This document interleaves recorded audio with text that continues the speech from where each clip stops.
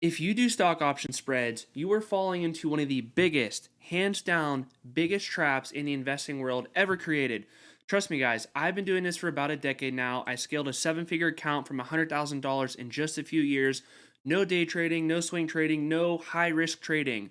Just doing investing how it's actually supposed to be. And I will tell you this, I did start out doing spreads, but once I realized there's a major trap with them, a trap that will probably make you never make money in the long term doing them, I stopped doing them and I did a different strategy that we'll talk about in just a second. So, in this video, I'm going to break down what spreads are, why they're bad, and the better strategy in a way that anybody can understand. Because trust me, guys, like if I saw this video when I was getting started out, it would have completely transformed how I did investing starting out. Because, like, this $1.2 million account, it would have been way more money because I was just wasting time on things that didn't matter. Alrighty, let's head over to the charts and let's make this make sense because you are about to have a light bulb moment, baby. Are you ready? Let's do it. Okay, so I just plotted the earnings per share growth line of the NASDAQ. This will apply to any company, any ETF. It simply does not matter. Earnings per share is the number one thing that moves the price of a stock or an ETF in the long term. In the short term, yes, it's very bumpy. But just think of this line right here kind of like a magnet. The market always wants to follow it within a certain degree in the long term. So let's talk about selling a put option and then buying a put option below it, the put credit spread. We're going to talk about call credit spreads too in just a second. And we're also going to talk about my strategy that, in my opinion, is 10 times better. And I'm going to prove to you why it's 10 times better because spreads are a major trap. You're wasting money on them. You're not going to make money on them. Just trust me, pay attention, stick along. Let's do it right here. Okay. Let's say that you are bullish on a company, good valuation, pricing power, a moat, a durable competitive advantage. You love the company. You are bullish. Let's say that you want to sell a put option.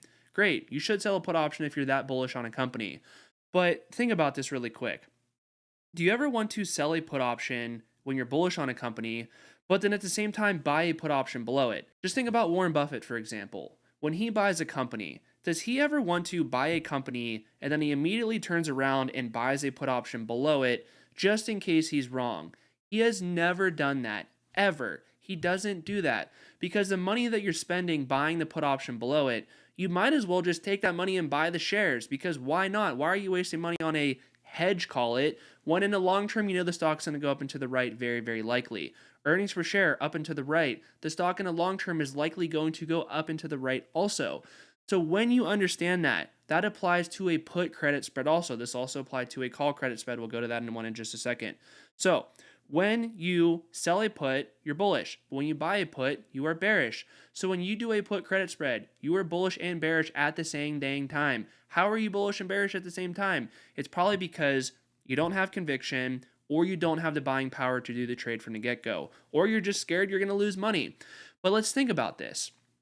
Let's say right here, you're going to sell a put option and maybe you collect $1,000 in premium. Collect $1,000, great. But when you do the spread, maybe you buy a put option below it for a $900 premium you're paying. So your net credit, your profit on that trade is a maximum of $100. So you're going to make $100. But if we do it my way, where you don't buy the put option below it, my way you're not going to buy the put. So you don't spend that $900. You will simply collect $1,000 in premium and then the trade is done. You just simply wait and you be patient. You understand that earnings per share will go up and to the right in the long term. So when you do a 1 or even a 2-year sold put contract, I know you probably have a lot of questions about that. You might think I'm crazy to say long duration contracts like that. Trust me, we're going to come back to that in a second, and it's going to click for you there too why longer duration contracts are better. But when you sell a put option, you're going to have volatility in the short term, but in the long term, the stock's going to follow the earnings per share growth line. So why on earth would you want to sell a put option and then buy a put option below it? Like, I'm going to make $1,000 on my trade. You're going to make a max of $100 on your trade. So in order for you to make as much as me, you have to do 10 times the work and 10 times the trades. Why? Because I can make $1,000, you're going to make $100 with your spread, so you have to hit 10 trades in a row to make what I make on one single trade.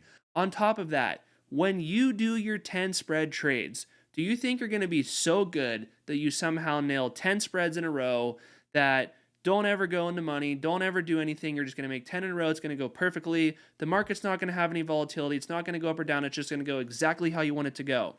It's very, very, very unlikely that's going to happen. The market rarely just goes sideways. The market goes up or down in an extreme way most of the time.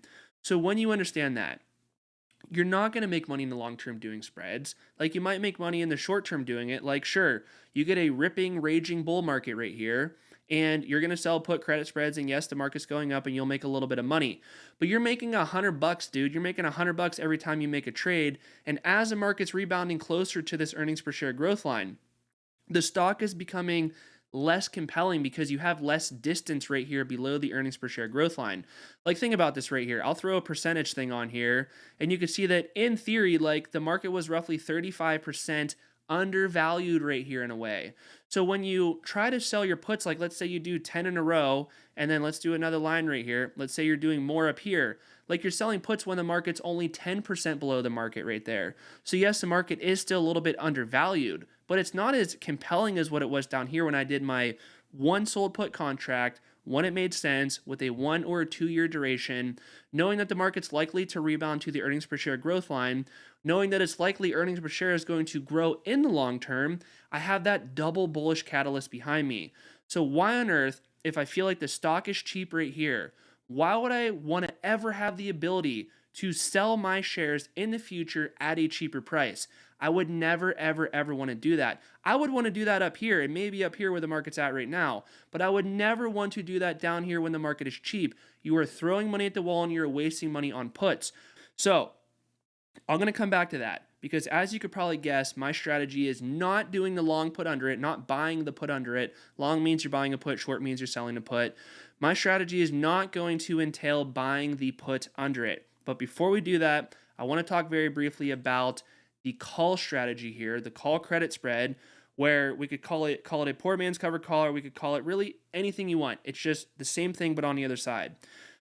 When you do a call credit spread, what are you doing? You're selling a call and then you're buying a call. You're bearish on the company when you're selling a call, but when you're buying a call, you're bullish on the company. So again, you're bullish and you're bearish at the same time. You're bullish buying the call option, you're bearish selling the call option. So when you think about it like that, why do people do it this way? Well, they say, well, I want to sell a call option, I want to generate some cash flow, but I'm scared the share price is going to go up, so I want to buy a call option kind of like as a hedge to do that.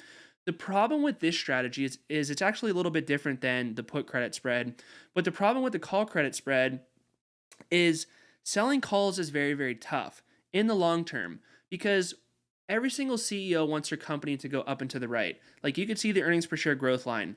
This is, I know I'm not being like complacent right here, but some people might think I am. Like share prices of most quality companies, keyword, most quality companies, they go up and to the right in the long term because earnings per share goes up and to the right in the long term. Not every company, not every stock, not every ETF, but most quality companies, this is what happens. So when you are selling calls, you are betting against the company, which is what I don't want to do. Like I'm not against buying calls. Like I buy leaps all the time, long duration call contracts. I buy those all the time. But I don't ever want to sell a call option really ever unless I feel like the market is extremely overvalued. So while you're telling me that maybe you get it right and you're selling calls up here, why on earth do you want to buy a call up here at the same time too? Like people say, oh, well, I'm short-term bearish, long-term bullish. Well, I get that, and maybe right now I am that too. But when you understand that and you believe your thesis, if you're long-term bullish, short-term bearish, why don't you just put your money where your mouth is and wait for the market to fall and then just go buy call options? Because when you buy those long duration call options to, hedge your upside, I guess, when you're doing a call credit spread, those call contracts are getting smoked on the way down right here. And your little call that you sell right here is making money, but you got drilled on the call that you bought. So again, it makes no sense to do that stuff. And I'm not trying to get on a tangent here with you guys, but it's like spreads suck. And I just laid out why. I laid out that if you're bullish, buy call options. But buy call options when you're truly bullish. Don't buy call options when you don't really know what's going on out there. And when you're bullish, again, sell puts. But don't sell puts when you're not sure. Sell puts when you have a lot of confidence, when you did your research, when you understand the company, when you're getting a solid margin of safety, and when you're doing longer duration contracts. Because again, earnings per share will likely go up and to the right. That's how it's going to be. face the fact. But in the short term, call it 6 months to a year, it's going to be very, very bumpy, guys. So that's why I say you don't have to time the bottom of the market perfectly, but if you get kind of close to where things become compelling, you ride the volatility. Like even if you sold puts right here with my strategy, you could sell puts on this tippy peak right here. You're still going to do fine because you have a 2-year contract. Like if you sell a put with the strike price somewhere like in this range right here, look at what the share price is at. That contract is going to expire worthless and you're going to do fine. But understand it, the contract expired worthless, meaning the put that you bought under the put that you sold also expired worthless. So instead of wasting money on the put buying under it, instead, do your research, be an adult, have conviction in your trades, know what you're doing, and take that extra money and deploy it in the company that you're bullish on from the get-go. If you're selling a put, you're bullish. Don't buy the put under it. You're betting against yourself. On top of that, take the $1,000 versus the $100, like that example we were talking about earlier. Take the $1,000 and reinvest it in those shares. Like this is the NASDAQ right here, the Triple Q index. Take that $100 and go buy a fractional share of Triple Q. Do not buy a put option below it just because you're scared the market's going to go down.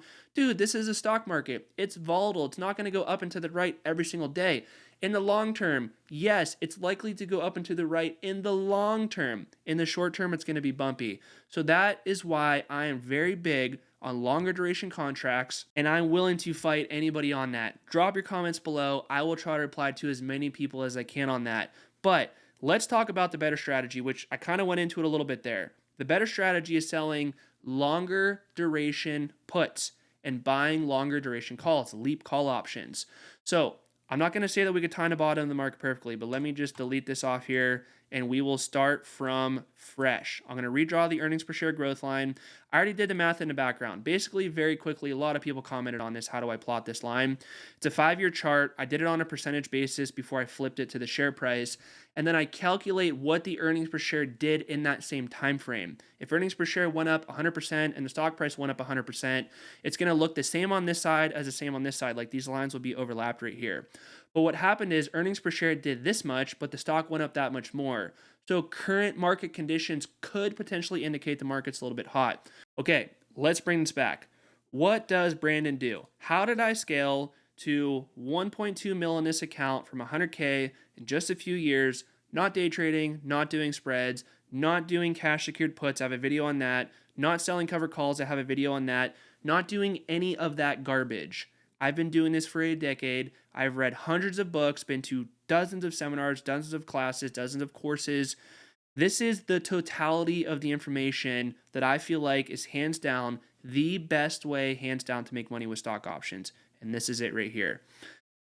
And honestly, I would have paid a lot of money to know this starting out, and I really wish I knew this starting out because it would have completely transformed my freaking life. Like, it's crazy, this, like how simple it is and how easy this is, but most people just simply mess it up. Okay, let's say the market's cheap right here. Hindsight's always 20/20, of course, but it's obvious the market is below the earnings per share growth line. If we were plotting this looking backwards, we would obviously see that, hey, the market is right here, the earnings per share growth line is right here. Hey, maybe the market is a little bit undervalued. Like, this isn't something where you look back and say, oh yeah, Brandon's just looking back on the charts and it always makes sense. No, you could plot this right now. Like, it's just, hey, maybe we're a little bit expensive right now. The market's above the line. Like, it's not hard to figure this stuff out, guys. So my strategy is this. Good company, moat, pricing power, durable competitive advantage. The overall macro market looks okay. You understand what interest rates are doing. You understand what inflation's doing. You understand the whole thesis out there. If that looks okay, then we look into specific companies. If we have a company like NVIDIA, for example, or whatever company, it doesn't matter what it is. This is a chart of Triple Q, so we'll just stick to Triple Q, I guess, for the example. If we feel like Triple Q is undervalued relative to the earnings, the price earnings ratio is cheap. This kind of corresponds to price earnings ratio level a little bit. If we feel like the market is cheap, I will sell 2-year put contracts right here. Okay. On the right hand side, the share price is $260 per share. Let's just say that for whatever reason, I sell at the money puts 2 years out from right now. Here's what I want to click for you guys. I'm going to draw one more line, and then I think you're going to kind of have like your light bulb moment right here. Okay, this line corresponds to just the strike price of where I'm at. Right now, when I'm selling this put option, I feel like the market is roughly 34% undervalued. But if we go out 2 years, so 2023 until 2025, if we go out 2 years, how much undervalued would that market be at my strike price. We go from right here to right here, 50% undervalued. So you could see this spread widening right here. The longer duration contract you go, like this is like the light bulb moment. Hopefully it's clicking for you guys a little bit now. The longer out you go, the more likely the market is going to rebound back to the earnings per share growth line. So when you go 2 years out, when it's currently cheap to start, the likelihood that your sold put is going to go in the money is extremely unlikely. I could count on one hand when I've done this where I've been assigned shares before. And guess what? Do you want assigned shares when you feel like they're 50% undervalued right here? Like, dude, of course, give me all those shares. I would be happy to take them off your hand. On top of that, what do you think the bought put that you do with the spread is going to do down here? It's going to do nothing. It's going to expire worthless. Do you get it? Earnings per share is going up. So that is why I do longer duration contracts. Now, on top of that, I am generating way more cash flow right here than a typical average Joe. Most retail traders love 1 month sold puts. I like 2 year sold puts. The numbers are not always going to line up perfectly, but let's just say your 1 month put, you generate $1,000 in premium. On my 2 year put, let's say I generate 20K in premium roughly. I generate 20K right here when the market is cheap. I take part of my premium, I buy calls. I take part of my premium and I buy shares. I am not securing these trades cash secured. I'm securing this sold put with my portfolio that I am bullish on. And I always keep my ratios in check. So let's just say right now I have $1 million count to keep numbers simple. $1 million count, maybe all the sold puts that I sell, I'm on the hook to buy, call it $500,000 worth of stock. If my base portfolio shares fall from $1 million to $500,000, I could always sell my base portfolio shares, generate cash, and then take assignment of all the sold puts that I have. So there's never a situation where I am going to get a margin call. There's never a situation where I'm actively on margin. I'm not paying margin interest when I do this stuff, guys. I am simply using my portfolio as collateral because cash is, of course, collateral, but my portfolio can be sold. The shares can be sold, converted to cash, and then there's your cash. Like, people need to understand how this system works. People might think this is risky, but it's simply because you don't understand the ins and outs of what I'm doing right here. So I'm going to end this video on this. If you want to watch a better video of me going through this a little bit deeper, I have a video linked right here at the end. You have to watch this, going to help you out a lot. I will see you guys there.